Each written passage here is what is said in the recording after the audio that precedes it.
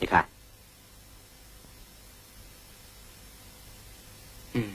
拿着。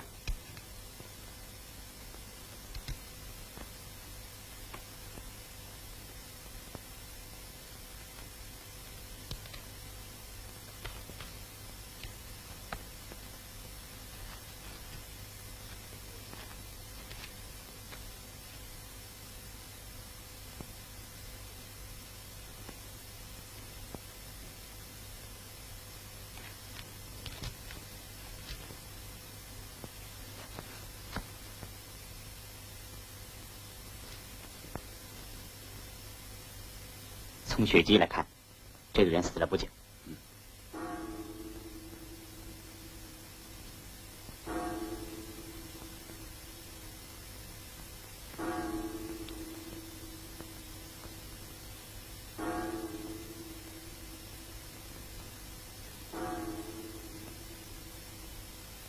叶排长，你们带队伍在这一带继续搜查一下，对于那个庙宇也了解一下。关于这个尸体，不准乱讲，注意保密。明天上午赶回司令部。是。股长，咱们先走。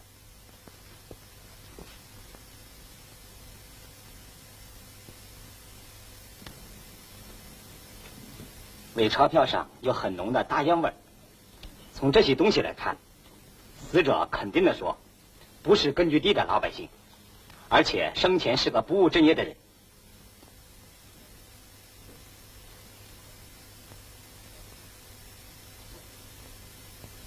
这是一把猎刀，因此凶手不是个普通的老百姓，很可能是个猎户。那么猎户，他为什么会杀死这样一个人？从现场的情况来看，两者是经过一个时间的搏斗。目前我们必须首先找到凶手，才能进一步了解被杀者的全部情况。对，关键就在这里。找到了凶手，对我们破获爆炸案件也许会有帮助。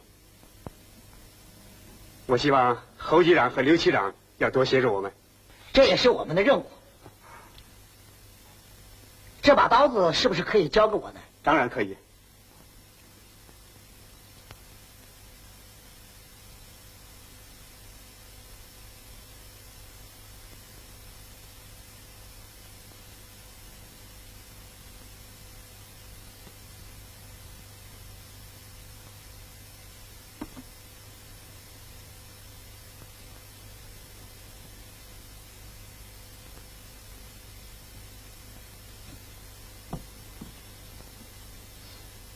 不能吧？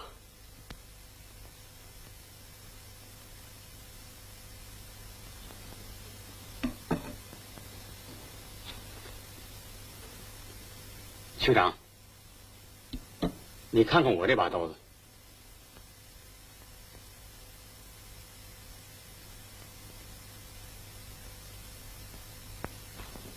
这两把刀子是我请一个老铁匠打的。后来刘成海我们在一块儿打猎的时候，他看见了，他很喜欢，我就把这一把送给了他。我看呐，不用说了，这凶手啊，就是刘生海。哎，你可不能瞎说呀！你看见他杀人了？那还用看见呢？那刀子就是证据嘛。我们得好好研究一下。刘生海是个老实人，可是这把刀呢，又是他的，他为什么会干出这种事儿呢？我的意见呢，还是让张大叔说一说吧。这个刀子是张大叔送给他的。刀子是我送给他，可是我没让他去杀人呢。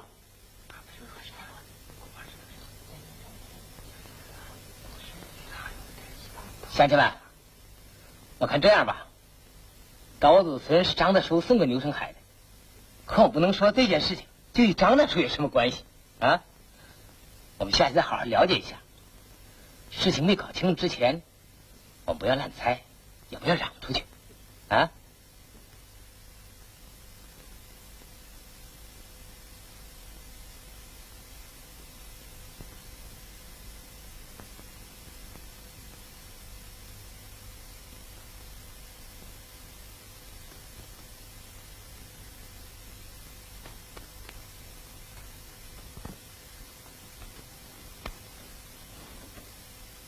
盛海在家吗？区长啊，快请进来坐吧。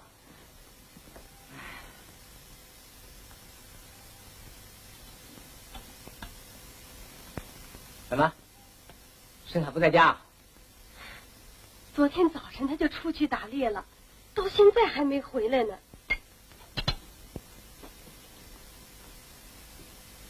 叶梅，你想他会到什么地方去呢？这个怎么？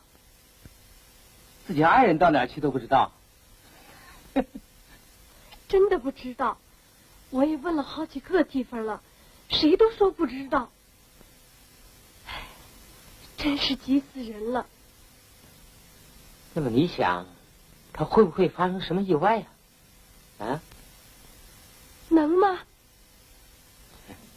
这年样很难说呀。昨天在山里就发现一个坏人的尸体，不知什么人打死的。是吗？我是想通过牛生海了解一下，他在打猎的时候发现过什么没有？区长，这样吧，等盛海回来呀，我一定让他到区里去一趟。你看这样好不好？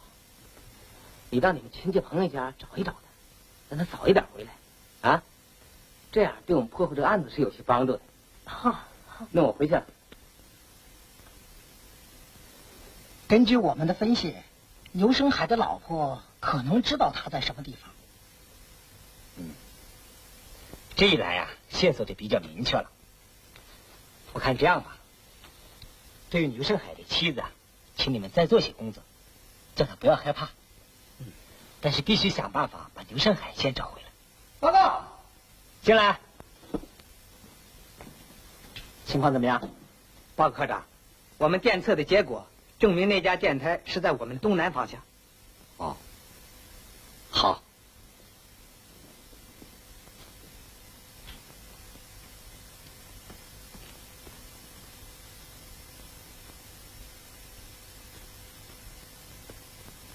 那就是说，在这个地区，这是个山区，山里面有一座很大的庙宇。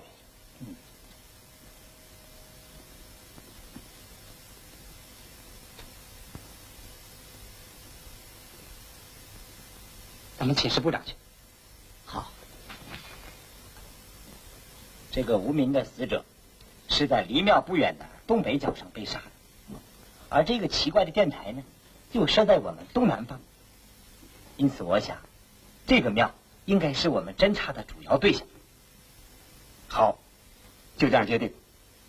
刘区长、侯局长，你看咱们这样办好不好？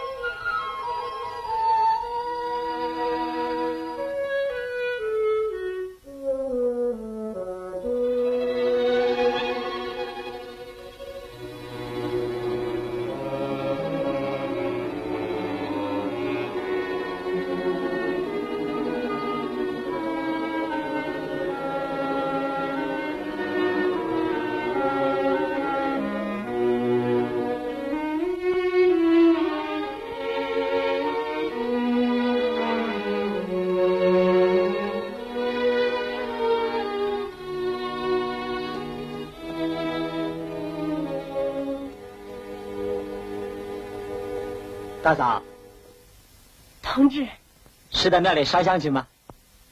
是啊。大嫂，这庙里最近烧香的人多吗？这个我也不太清楚，我就知道这儿每年9月有一次庙会。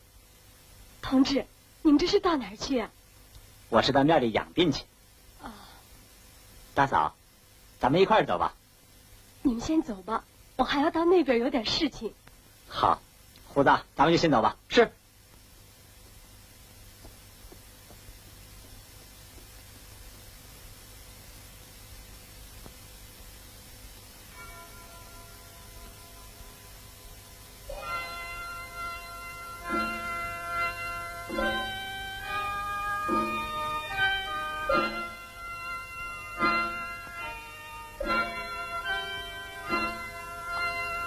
胡子，就上那边吧。是。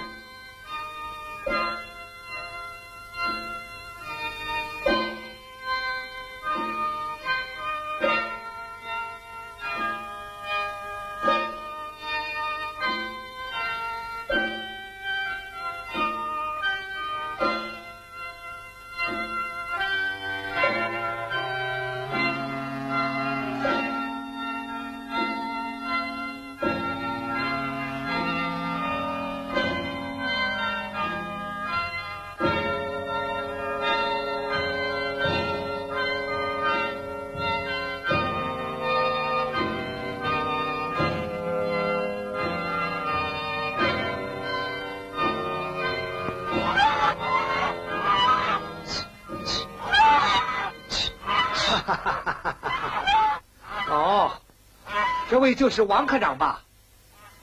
老师傅，到这儿来可要麻烦你了。哪里，你太客气了，都是自己人嘛。昨天区长同志来过，说科长要到山上来养病，我是双手欢迎。谢谢了。哎，老师傅，您贵姓啊？不敢，俗家姓高，法名了凡。哦。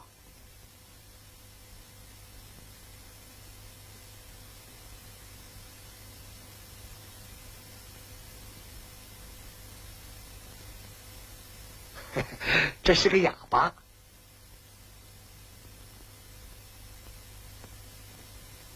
王科长，房子已经给你收拾好了，请吧。谢谢。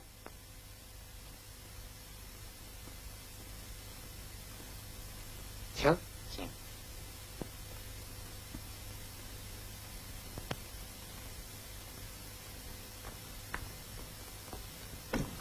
请吧。请。哎，你请。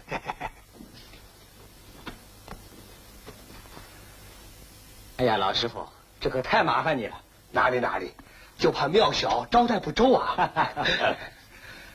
坐。好。老师傅，我自己来。哎，不，坐。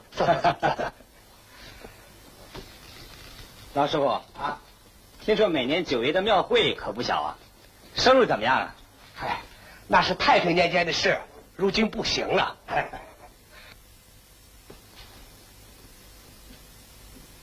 老师傅，鬼子来骚扰过没有啊？哪能不来呢？扫荡的时候来过几回，进来一看庙里没什么值钱的东西，又没人就走了。这都靠佛爷保佑，咱们庙里没受什么损害。哦，老师傅，您高寿呢？哎，不敢，无德何言寿啊？虚度57了。哦，外边有人斗鹅了，我出去看看。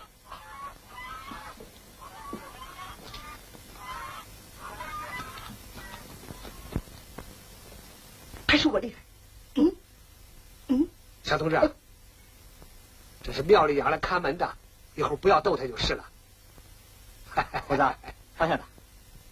这个家伙好厉害。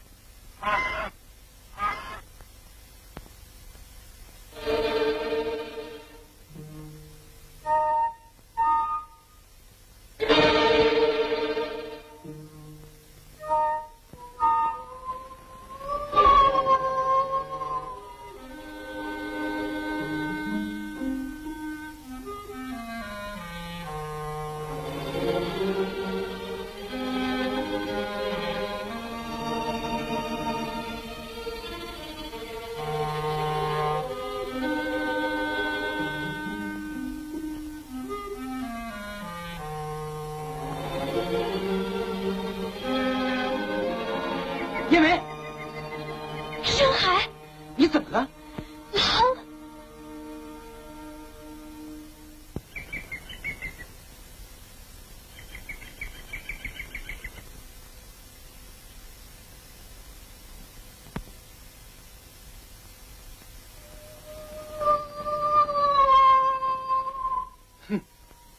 什么人？学狼叫还想瞒过你老子？快出来！盛海，你大叔可是不怕吓唬呀？原来是张大叔啊！快上来吧，大叔。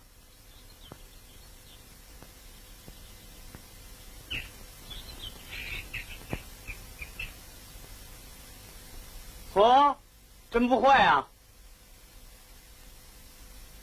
盛海，大叔告诉你，我可是公安局派来的，找了你好几天没找着，今天是燕梅把我领到这儿来了。盛海，你该回去了。钻到山里吃不上喝不上的，你这是为了什么呢？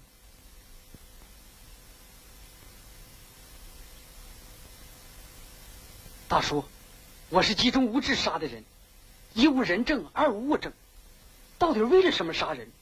我是跳到黄河也洗不清的，我怎么敢回去？盛海，你杀的那个人是一个坏人。区长说过，你只管回去，保证不追问你。我给你保个险，怎么样？怎么？不相信你大叔，还不相信咱们政府吗？大叔，不是的。大叔，不是他信不着你。刚在路上，我看见八路军的科长往庙那边去。啊，你以为王科长是找深海来的？这你可想错了，人家是养病去的。深海，我看别多想了，走吧，回去吧。好，大叔，我跟你回去。燕梅，我跟大叔先走了。走走吧。对呀，还是回来的对啊。你杀那个人是个坏人，这个你就放心好了，我们绝不追究这件事啊。怎么样？这回你可以放心了吧？我们是想了解一下当时的情况。你是怎么样杀的那个人呢？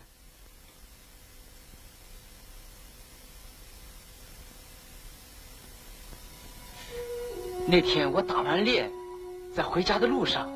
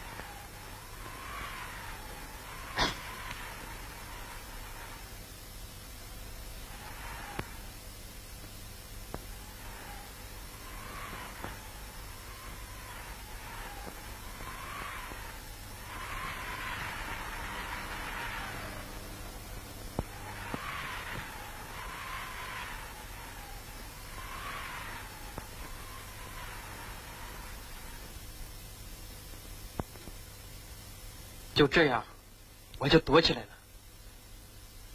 好啊，这个发现对我们有很大的帮助，谢谢你啊！谢谢你，老大爷。那我们回去了。好好好。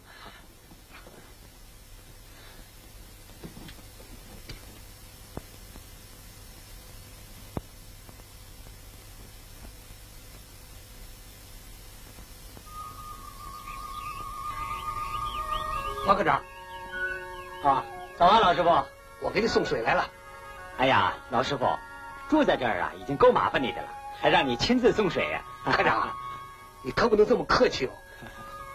都是自己人嘛，我这么做也是应该的。谢谢了。以后您需要什么，您就说一声。嗨，领导上为了照顾我这个病号啊，已经给我派来个通信员了，以后可不敢再麻烦老师傅了。科长，你们八路军就是这么客气。哎，又有人斗鹅了，我去看一看啊。好，看你还要不要？看你还要不要？我看。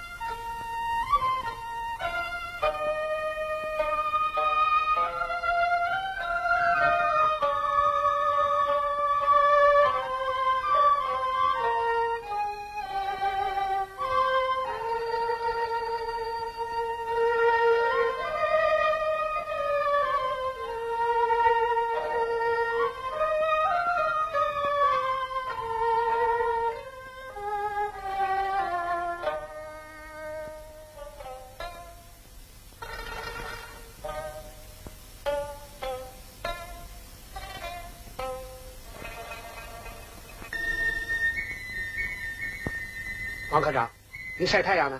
哦，老师傅，这是去年留下的一点枣子，您尝尝是不是合口味？哎呀，这真是。啊，老师傅，坐一会儿吧。不了，我去看看，也许有人来烧香。您坐着。谢谢。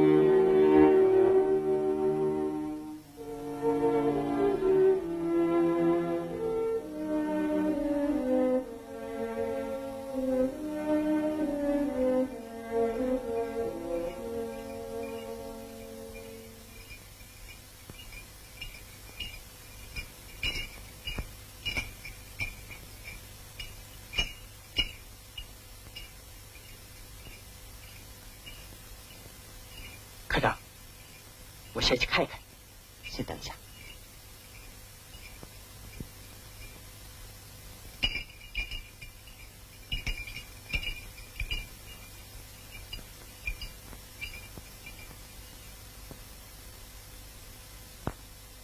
虎子，你想办法把老乡的小狗弄来，对付老和尚的大鹅，好不好？是，去吧。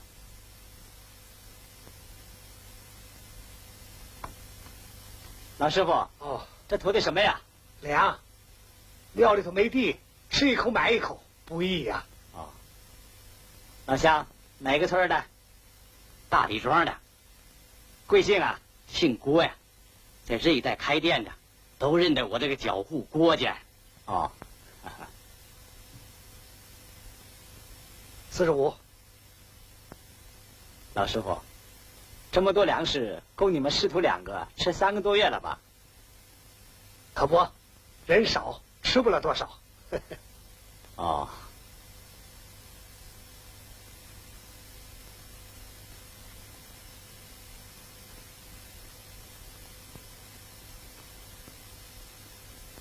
科长，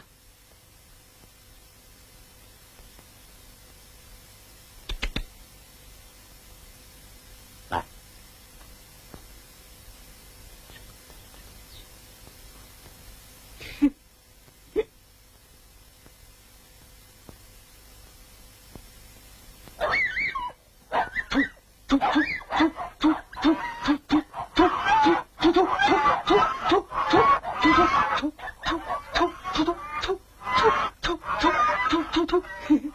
小同志，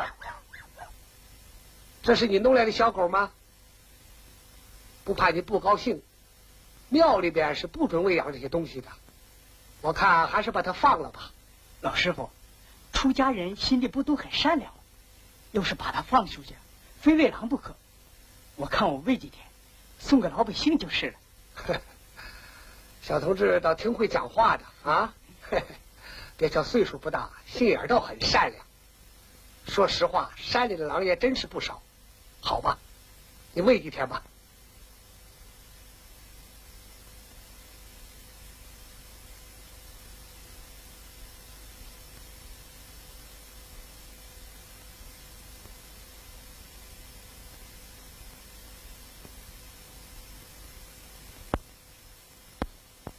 好像共产党已经猜到大本营的意图，他们最近调动很忙，而且都在夜里行动。那你们呢？也要在夜里行动，跟踪他们，查明他们的番号，一定要弄清他们的兵力布置。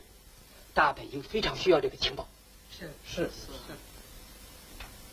兵工厂炸得好，叫共产军失去了一个重要的军火来源。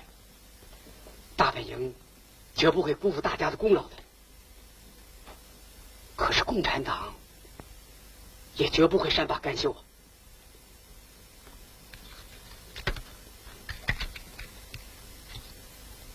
李长青是被什么人打死的？从伤口来看，不是枪打的，是被刀刺死的。从明天起，你们谁也不准白天进山，啊！现在共产党的科长又来住在庙里，这里一定有新的情况。来者不善，善者不来呀！干掉的算。什么？兔子还不吃窝边草呢？这个机关是日本人费了5年的功夫弄起来的，绝对不能暴露。杀死他等于向八路告了密，懂吗？笨蛋！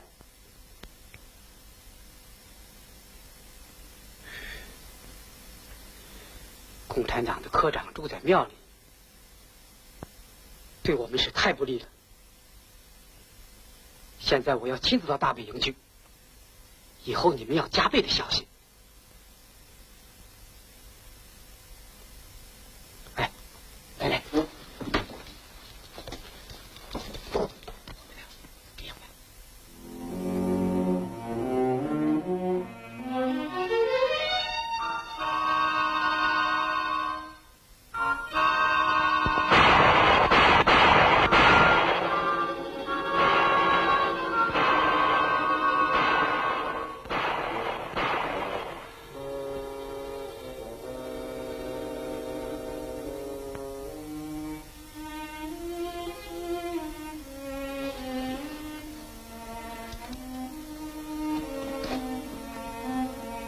谁？哦，老孙我呀。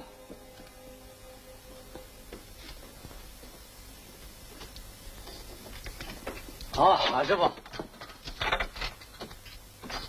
什么事啊？外边打枪呢，王科长，是不是鬼子进了山了？我看你们2位躲一躲吧。没事儿，没事儿。我的天哪，我一个出家人可没关系啊。你们2位要有什么个3长2短，老孙担待不起呀。要是有什么情况啊，我们就走了，不会连累你们的。老师傅，放心吧。团长，你可千万不能多心呐。出家人胆小怕事。谢谢。哎，老师傅，山上是不是经常有人打枪？哦，哎，我还没听见过。哎，我是怕事啊。哎，天不早了，你歇着吧。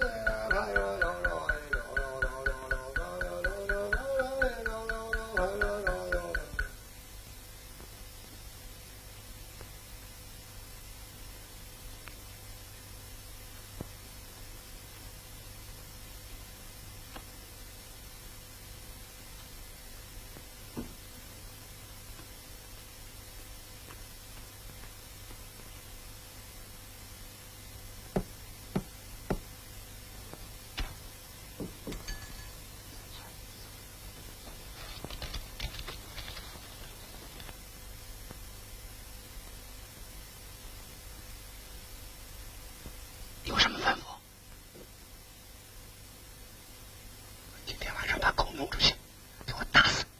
是。以后你们对活动要特别注意。哎，是。八路军也是很狡猾的。请您放心，我来的时候已经把那里的情况重新布置了一下，绝对不会出问题。好好，很好。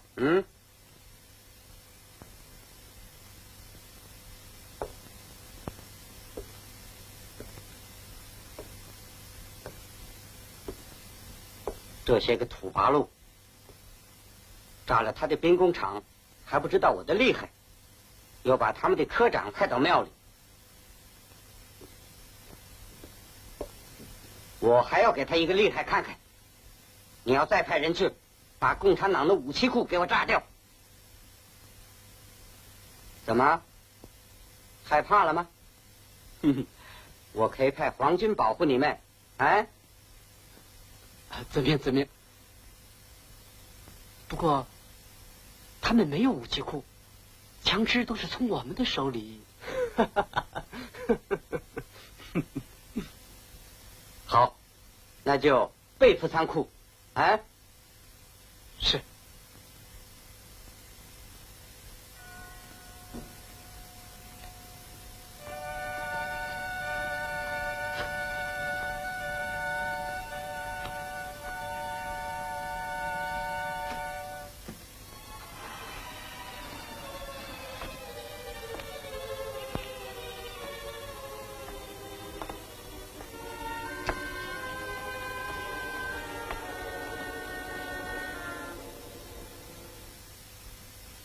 怎么样？这两天共产军的科长有什么活动没有？报告司令，那个狡猾的科长白天在观察着我们庙的周围，晚上倒看不出有什么活动来。他不知道在哪儿弄了一只小狗来，我那2只看家鹅已经不起作用了。那你想办法把它除掉嘛？是，我已经吩咐了。还有，上次我们打了很多枪，也没把那个科长给引出来。大本营命令我们，在今天夜里，一定要把共军的被俘仓库炸掉。怎么？害怕了吗？皇军会嘉奖我们。是。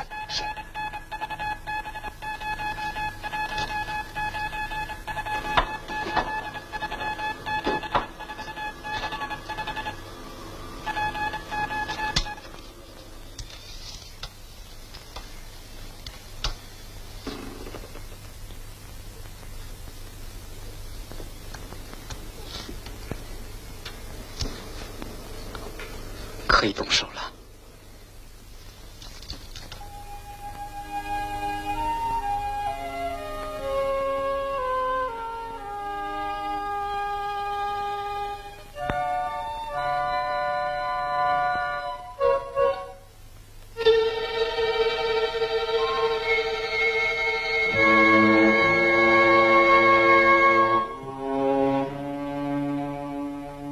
什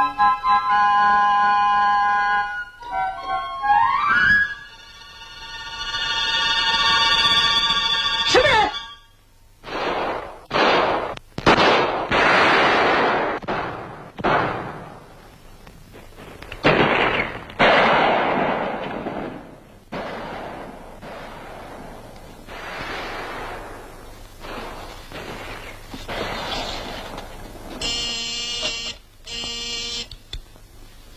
喂，是我。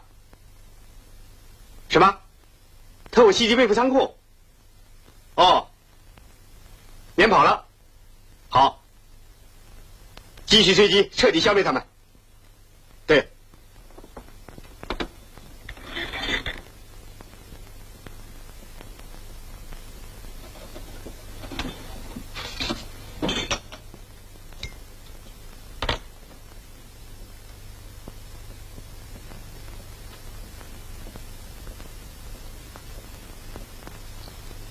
明哲同志，你的书面汇报收到，你应该更加谨慎行事。近来敌人的活动很紧，昨夜敌人袭击我们的备付仓库，被我军击退。这一案件与上一案件有关，望你抓紧时间侦查敌人的暗地活动。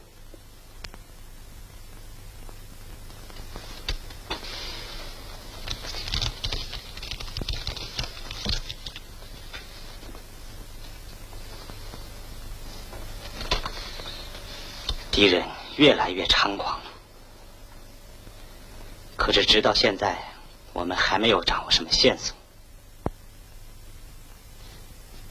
胡子，咱们一定要想尽一切办法，抓紧时间。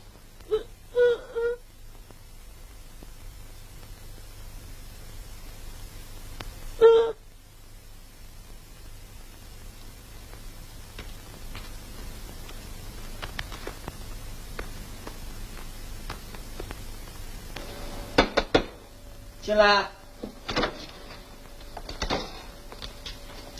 王科长。是。最近你好一点了吧？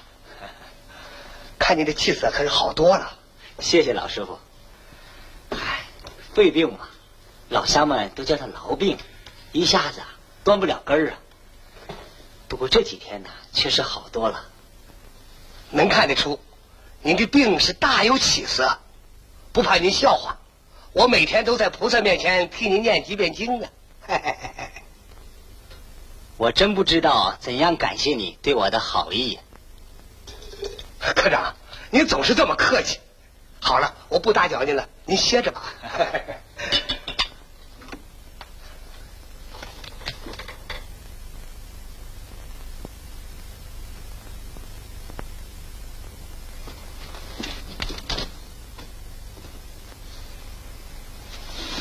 胡子，你看见了没有？老和尚为什么不让小和尚来添油呢？我看呐，这里一定有问题。要不为什么庙里还养着一个哑巴呢？是啊。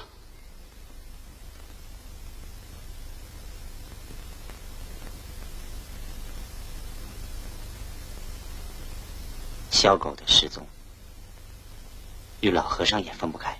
对，小狗在这里呀，他的大鹅就不起作用了。对。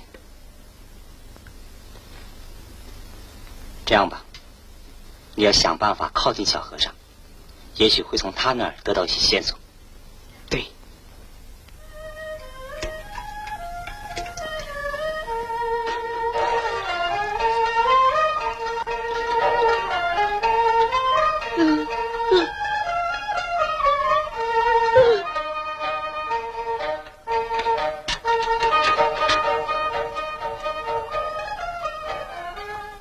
小同志，你歇一会儿吧。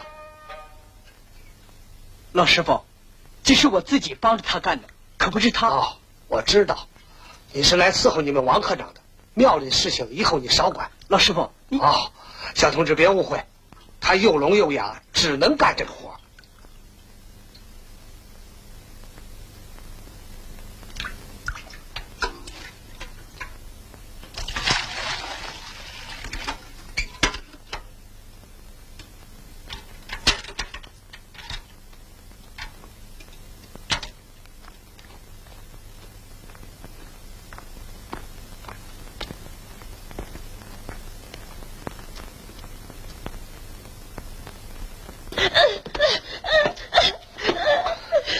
我问你，你对那个小八路比划过什么没有？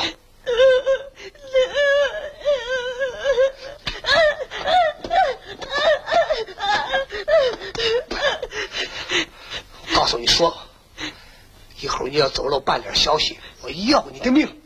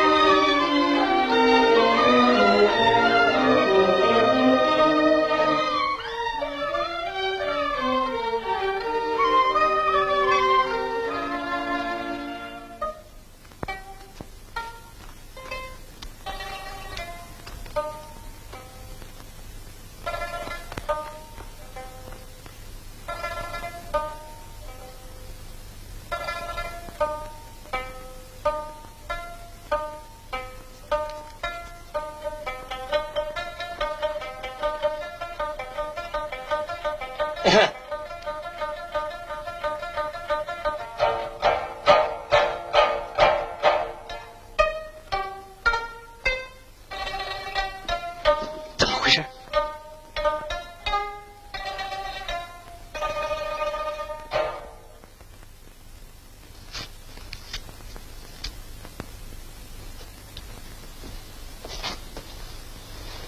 你看见了没有？这个小哑巴不但不聋，而且还会写字。我们要争取他。科长，你说怎么办吧？你还是想尽一切办法接近他。老和尚看着很紧呐。不要紧，我有办法。好。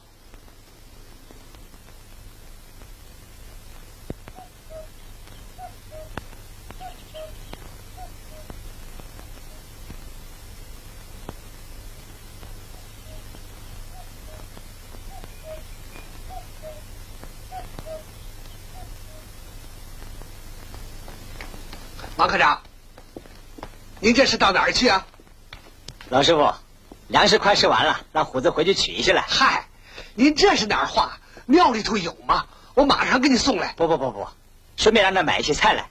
你要带东西吗？一块带来吧。哦，科长，我走了。好，快去快回啊！是。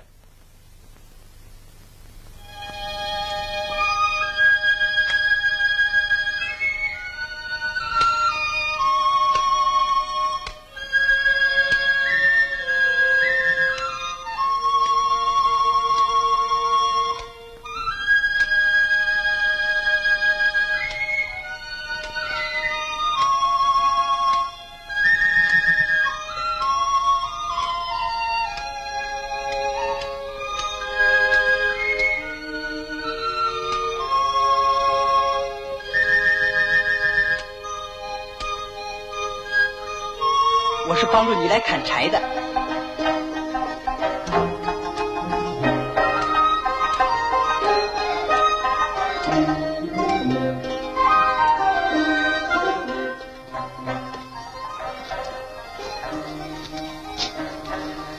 中间是释迦牟尼佛，这边呢是弥陀佛，这边是药师佛。哎，在这边看看。这是18罗汉，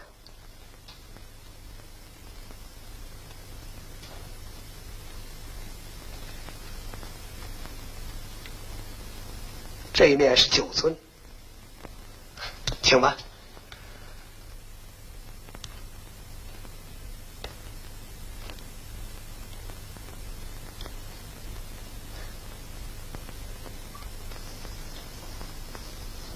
黄科长，那边还有9尊，请过去看看吧。好吧，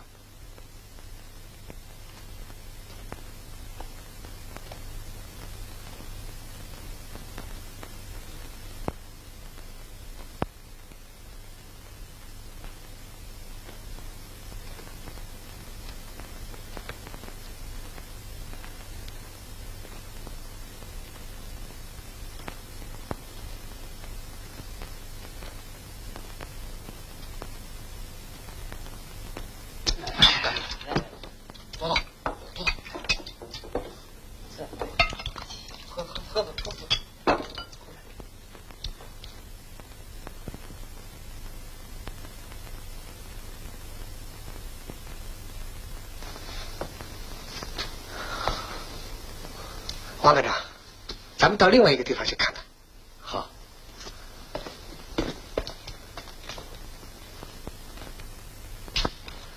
哎，请坐。谢谢。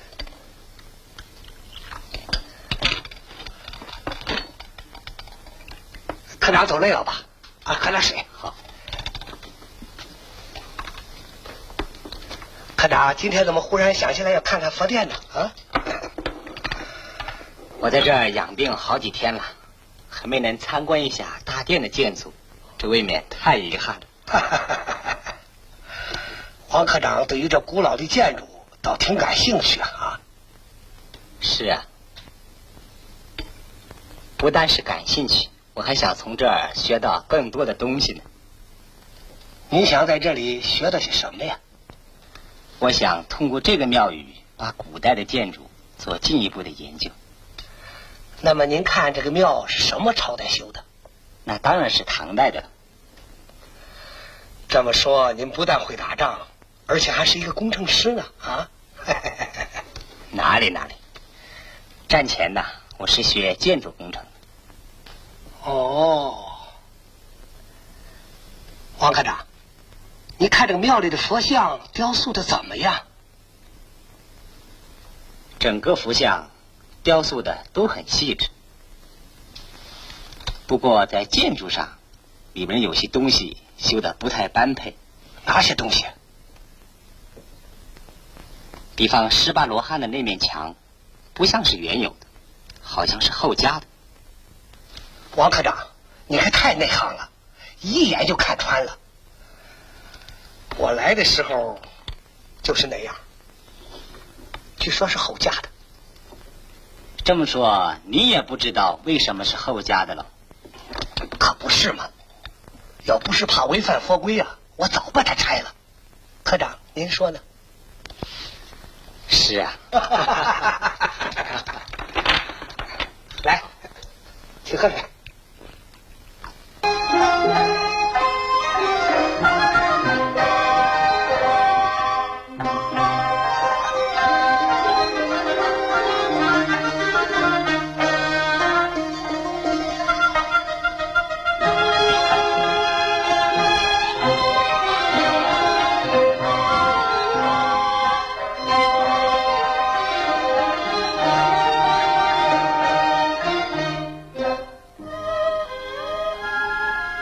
谢什么？咱八路军呢，是老百姓的队伍。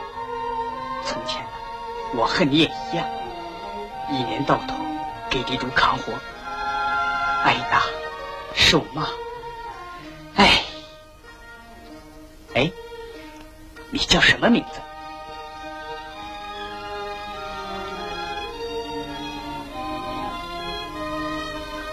李承之。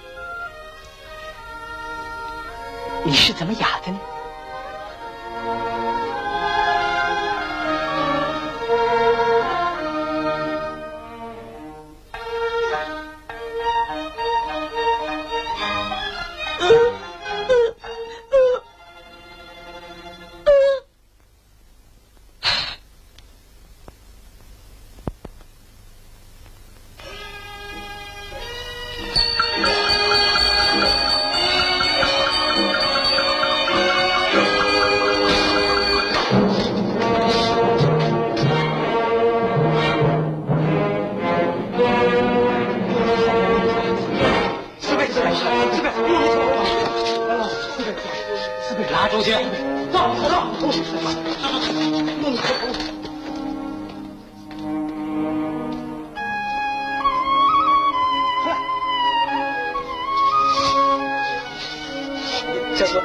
长官饶命！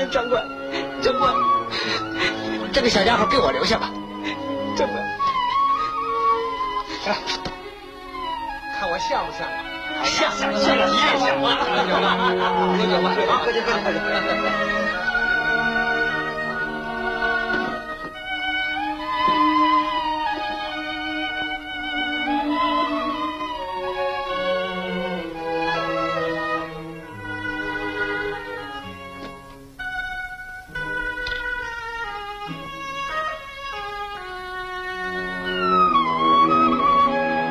小和尚，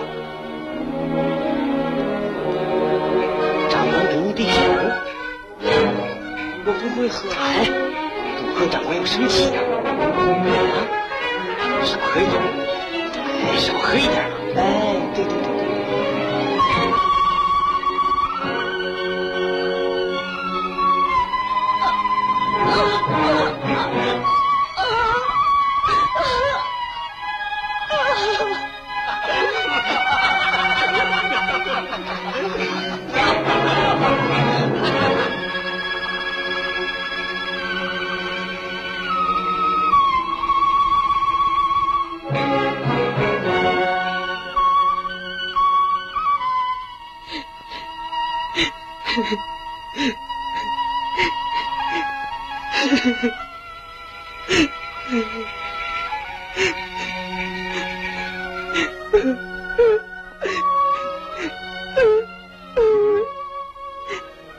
这些坏蛋！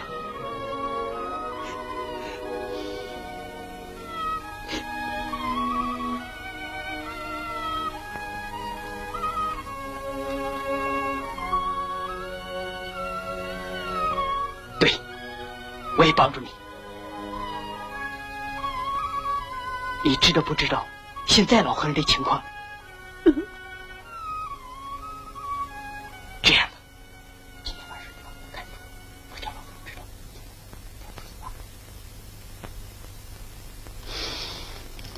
从那以后，他就不能说话了。好狠毒的家伙！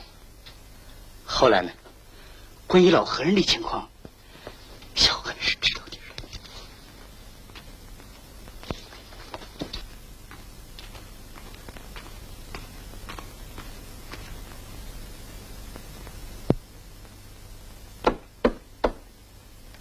科长睡了吗？科长，我给你送水来了。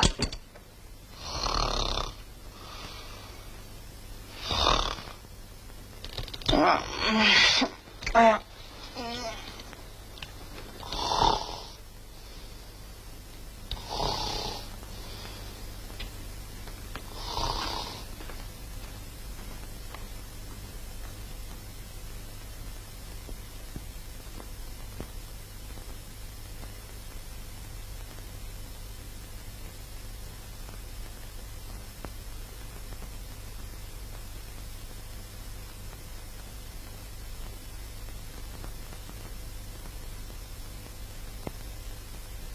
猴子，给大家看，我打电话去一下，看老和尚什么行动。这个猴子老大，先穿着，好不好？是。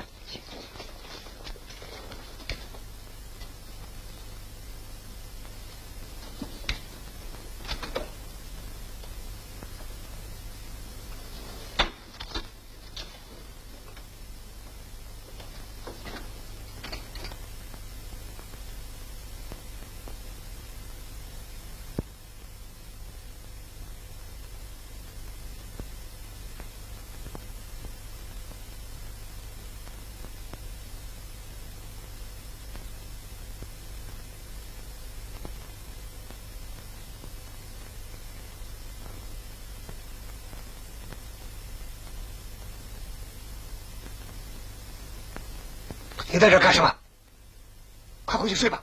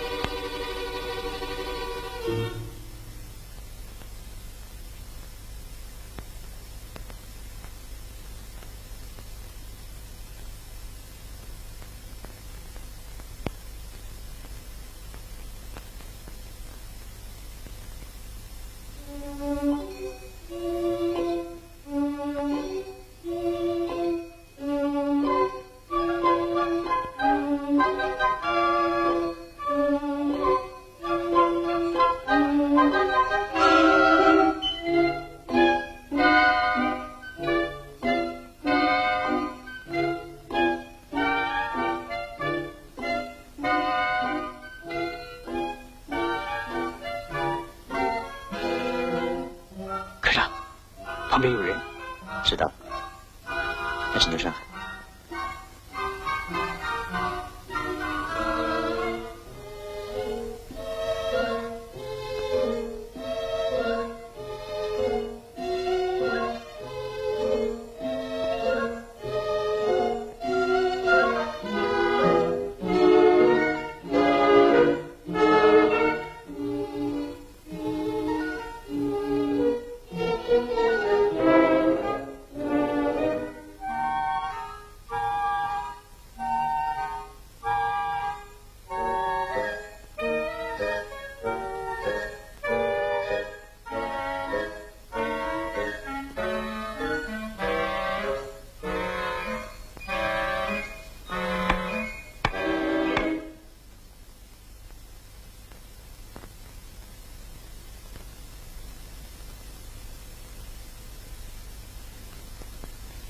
多少？600斤。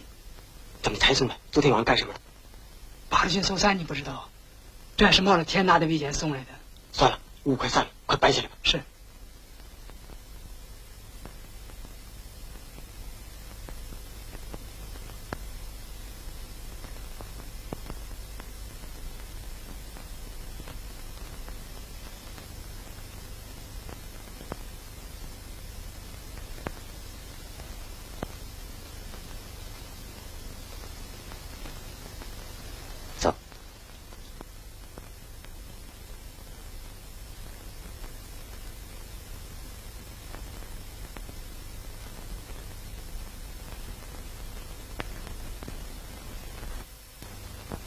老乡，这个活儿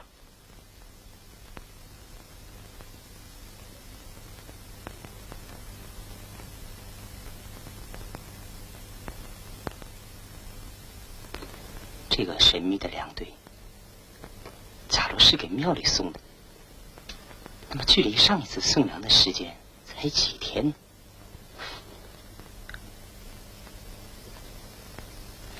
？9天。对，那就这样吧。上一次送粮是200斤，那么你算一算，多少人能在9天之内吃完200斤粮食？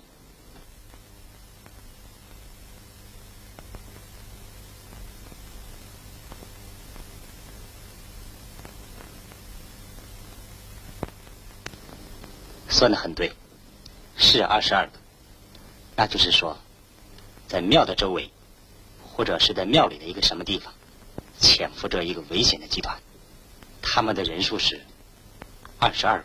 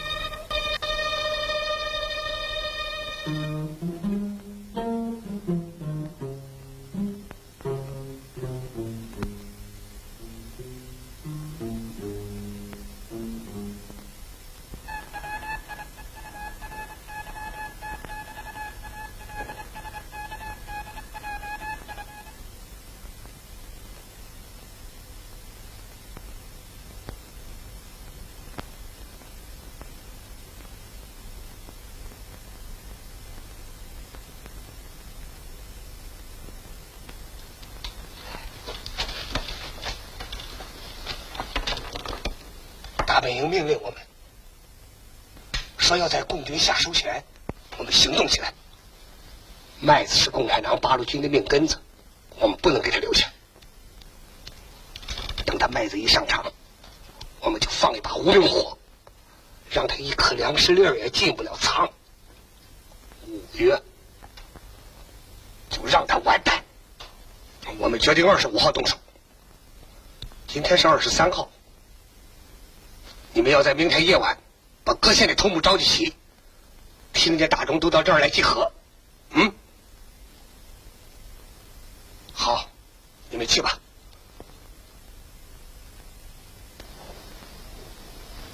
我要亲自回去汇报一下，你留在这儿，遇事要沉着，千万不能打草惊蛇，啊！是。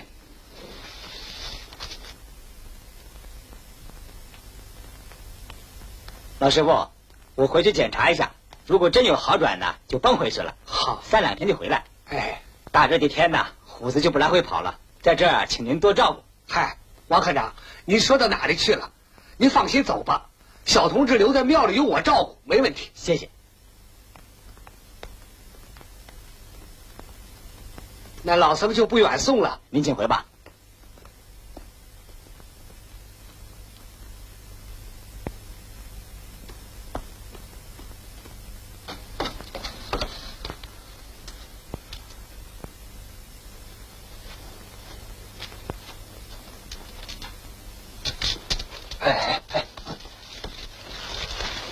现在机会来了，他那个八路局的科长回总部去了，要是让他一回去，我们可全完了。你带上武器，马上追上去，在适当的地方把他干掉。是，那个小八路呢？那不然你先留着他，以后再说。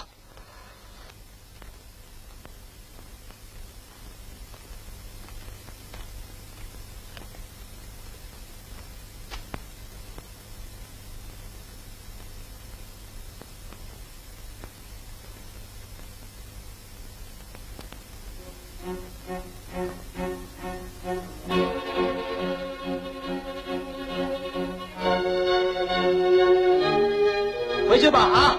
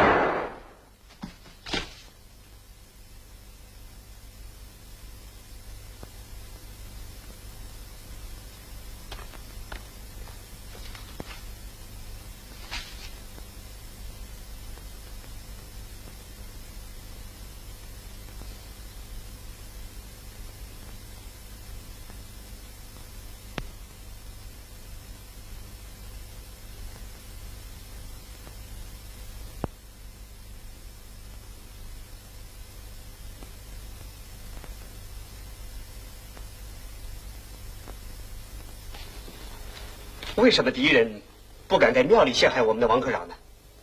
他们很狡猾，是怕露了马脚，因此就想在路上下毒手，把我们王科长害死。我们感谢牛胜海同志暗中帮助。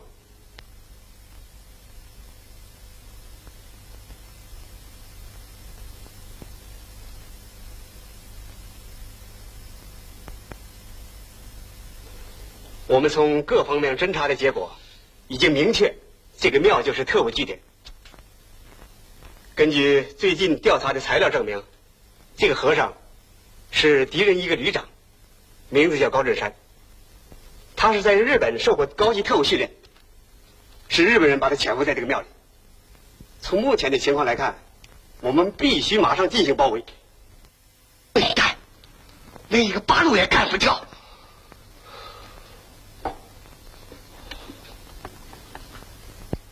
你说，你给八路说了些什么？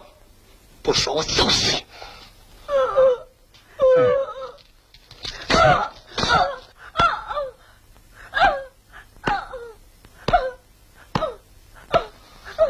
不说？你说不说？你说不说？局长，啊？哎，您忘了，他是个哑巴。哦，对了，好，我去抓那个小八路去。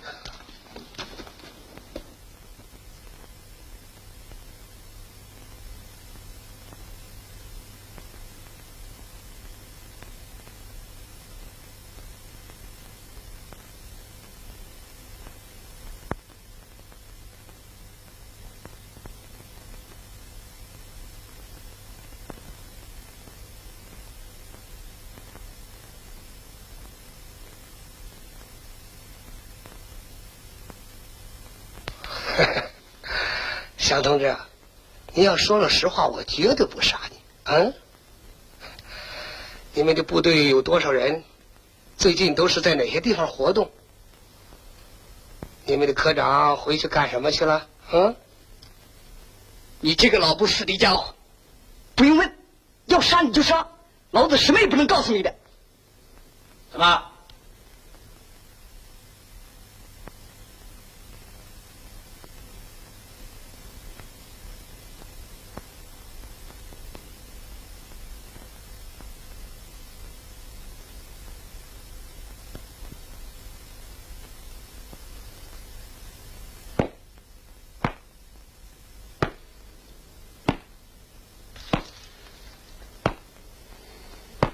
算了，给我拉出去喂狼。这，王人都来齐了吗？来了。现在我们要马上离开这个地方，不然就要受到八路的包围。对，走，快点，快！